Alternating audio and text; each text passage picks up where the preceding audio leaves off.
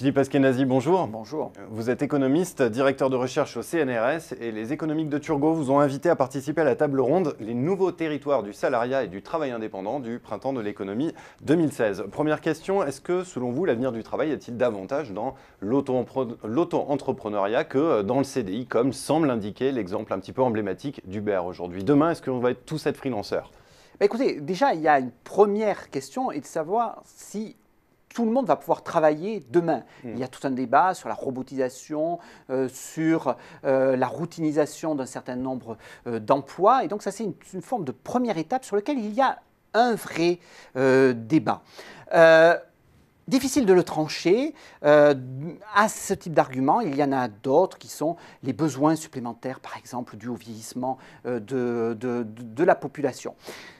Pour l'instant, on ne voit pas de disparition du travail, ni nécessairement des besoins considérables. Et donc, on est effectivement sur des interrogations plus immédiates sur l'émergence de nouveaux acteurs avec de nouveaux business models qui bousculent l'organisation du travail. Et effectivement, on a ces plateformes numériques qui réinterrogent la frontière entre le salariat et le travail indépendant.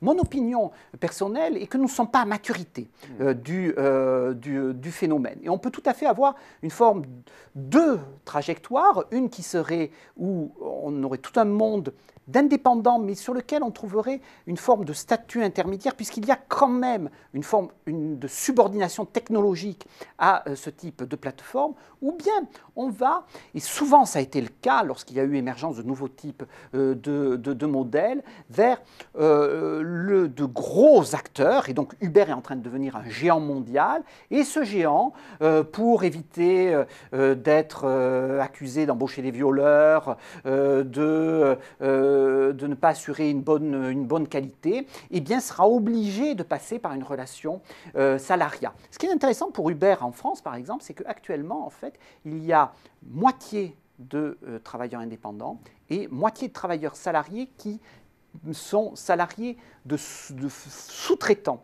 de Uber. Donc, vous voyez, on est au milieu du gué. Le débat est largement ouvert, mais il faut avoir ce débat-là parce qu'il pose la question effectivement de la construction d'une protection sociale de demain.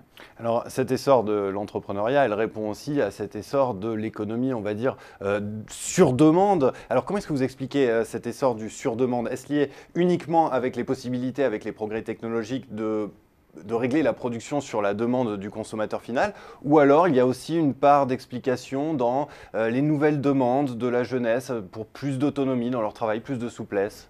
Alors, je pense qu'il y a certainement des deux. La question du surdemande, du customisé, est quand même pas nouvelle.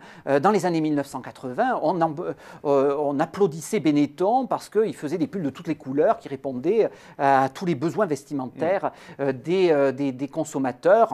Ensuite, on a eu Dell qui faisait des ordinateurs sur demande. Donc, on est dans cette phase-là, on passe simplement à des services plutôt que de la production de biens. On est dans cette tendance et je ne pense pas qu'il y aura renversement de cette tendance. De l'autre côté, il y a effectivement une problématique sur les jeunes et au sein même des jeunes, en fait, deux sous-catégories. Il est clair que, notamment en France, les jeunes étant souvent stigmatisés, et d'autant plus que vous êtes issu d'une minorité, que ça se voit, que vous n'avez pas le bon prénom, pas la bonne adresse, eh bien, il y a une volonté d'être entrepreneur, tout simplement, de se sortir de cette situation de stigmatisation.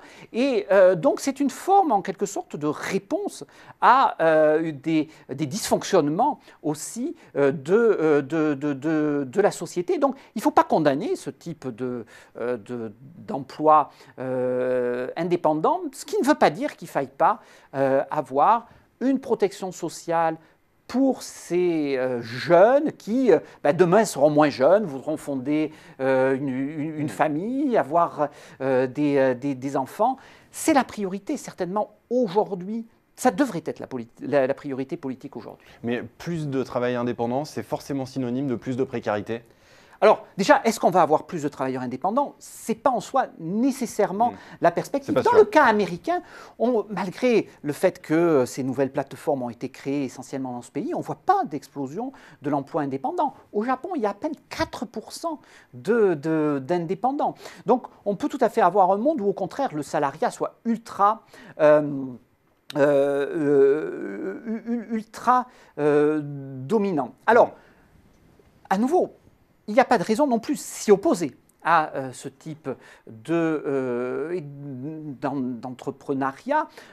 Il faut certainement avoir des politiques publiques qui l'accompagnent. Donc c'est à la fois des éléments de protection, mais aussi s'assurer qu'il n'y ait pas, non plus pour cet entrepreneuriat, des formes de discrimination, donc s'assurer que l'accès au crédit soit égal pour tous, par exemple. Donc il y a un rôle régulateur standard de l'État. Dernière question, Philippe Askenazy. En quelques mots, est-ce que l'État doit encourager le travail indépendant, ne serait-ce que pour la raison que ça fait reculer le chômage? Écoutez, à nouveau, je pense que plutôt que d'essayer d'encourager, il est plutôt dans une perspective de devoir l'accompagner et de lui-même aussi renvoyer ce que la société veut et ce que ces indépendants souhaitent. Aujourd'hui, on est, pour beaucoup de ces nouveaux types d'indépendants, dans une sorte de grise juridique. Elle doit être résolue. Ça sera fait certainement aux États-Unis dans un horizon de 2 ans. C'est un petit peu idiot qu'en France, il n'y ait pas aujourd'hui une réflexion. Ce n'est pas un temps que cela l'économiste seul à y répondre. C'est l'économiste, le juriste, le sociologue et surtout les acteurs qui doivent dicter ce que sera demain la politique sur cette problématique de l'emploi indépendant. Eh bien, merci Philippe Askenazy d'être venu ouvrir le débat sur Xerfi Canal. Tout à fait, exactement.